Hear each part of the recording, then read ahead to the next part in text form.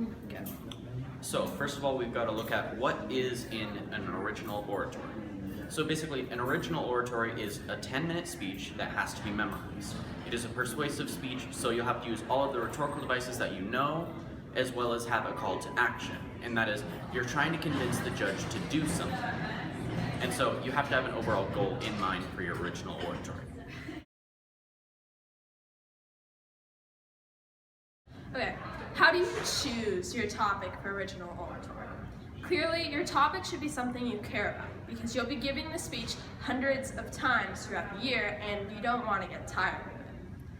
When choosing a topic, you should write down 3 or 4 social issues that you find interesting.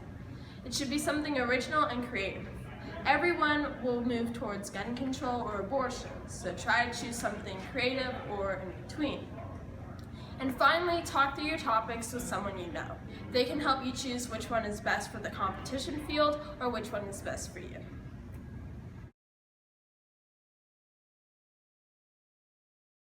Outlining an oratory usually goes something like this. First, you have an introduction. Usually you start it off with a funny anecdote, or maybe a sad one depending on your topic, or a really cool quote. And then you tie it back to your topic.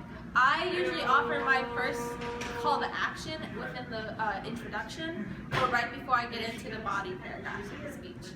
And then usually a speaker has about 3 body paragraphs. The first one usually telling the judges what you're talking about, what the problem is, what you want to change in the world, however that is. And then the second paragraph is usually about why we should all care about this topic. You usually find information to help establish your ethos and also logos in this paragraph to help build up strong arguments. And then the third paragraph is offering usually possible solutions to your problem, because no one wants to listen to a speech about a problem and then not know how to solve it, so always have solutions. And then the conclusion, as always, just ties everything back together. It's where you also offer your final call to action.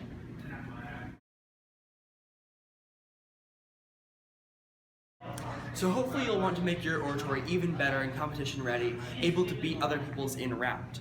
There are several things you need to do to be able to do this. First, you need to include personal connection and stories in your speech.